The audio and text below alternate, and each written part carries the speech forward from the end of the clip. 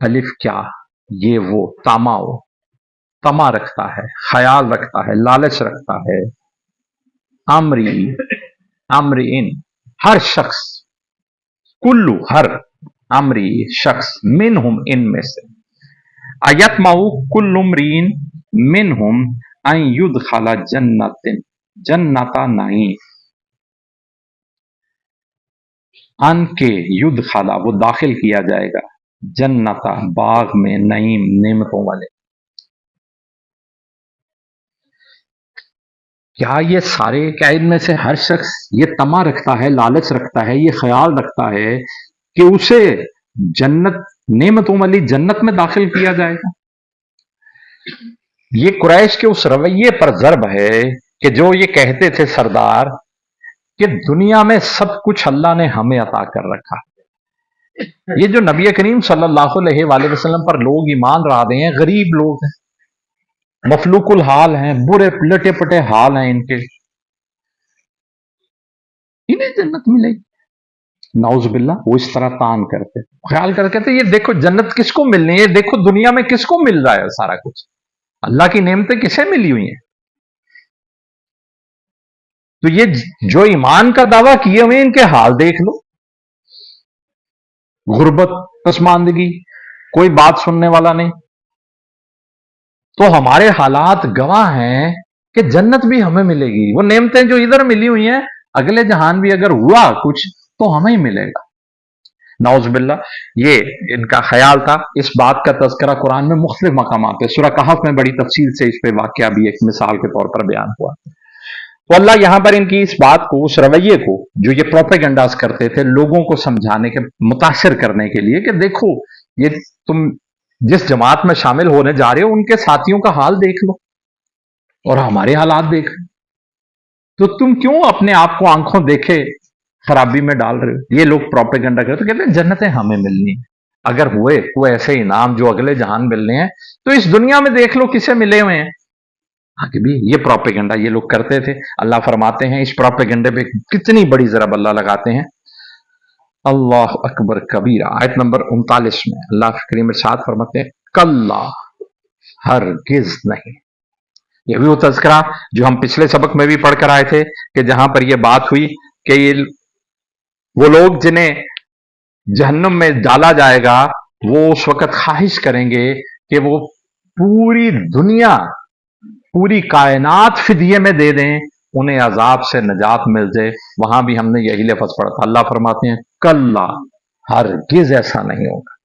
اب یہاں پر بھی یہی بات ارشاد ہوئی کہ اللہ فرماتے ہیں کہ اے پیارے صلی اللہ علیہ وآلہ وسلم، جب آپ لوگوں کو قرآن سنتے ہیں تو یہ کافروں کو کیا ہو جاتا ہے کہ دائیں بائیں سے ٹولیاں بنا کے لپکتے آتے ہیں، دوڑتے آتے ہیں کہ یہ کو قرآن نہ سن لے.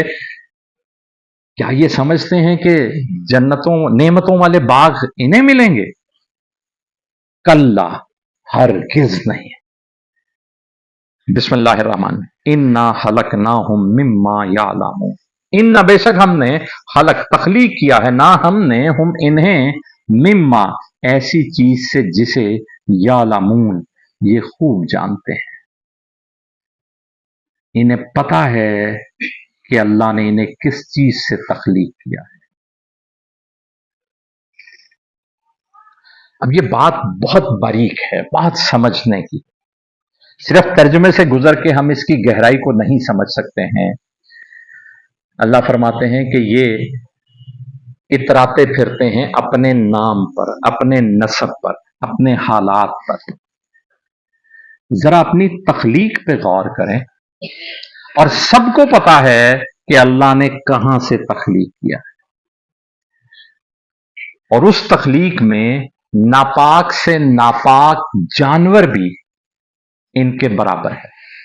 تخلیق کے اعتبار سے، تخلیق کے جو پروسیس ہیں وہ ایک ناپاک سے ناپاک جانور کا جو تخلیق کا پروسیس ہے، جہاں سے اس کا آغاز ہے، جس طرح سے ہے ویسے ہی ان کا ہے.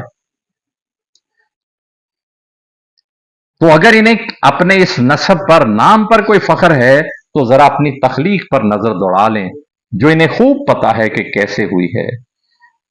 وہ تخلیق یہ ثابت کرتی ہے کہ اس اعتبار سے تو ناپاک سے ناپاک ترین چیز مخلوق، ذلیل سے ذلیل ترین مخلوق، اور یہ جو دنیا کے نام نسب پر فخر کر رہے ہیں، تخلیق کے اعتبار سے تو سب برابر ہے. تو پھر جنت کسے ملے گی؟ وہ جو اپنے رب کو راضی کرے گا،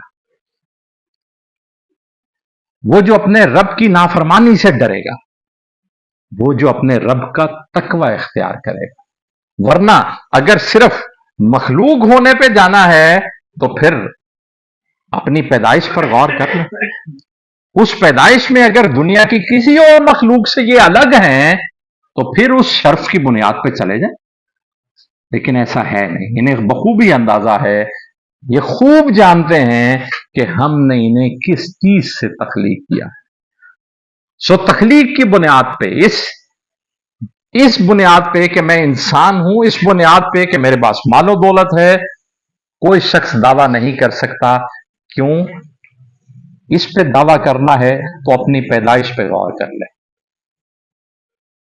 اور اس میں فرق دکھا دے کہ اس کا کسی اور سے کیا فرق ہے. ایک غریب شخص اور ایک امیر شخص کی پیدائش میں کیا، تخلیق میں کیا فرق ہے؟ بنیادی بات تو ایک بوند سے چلی ہے. تو پھر اگر اللہ کے ہاں جنت حاصل کرنی ہے، انعام حاصل کرنا ہے، تو پھر پیمانہ وہ ہوگا جو اللہ نے طے کیا ہے. وہ کیا ہے؟ تم میں سے جو زیادہ تقوی والا. اِنَّ اَكْرَمَكُمْ عِندَ اللَّهِ أَتْقَاكُمْ. تم میں سے اللہ کے ہاں وہ اکرام والا ہوگا، وہ عزتوں والا ہوگا جو تم میں سے تقوی والا ہے. تو یہ کہا کہ یہ جو شخص، یہ لوگ جو زوم رکھے ہوئے ہیں کہ جنت ہماری ہے، کہا کلا، ہرگز نہیں.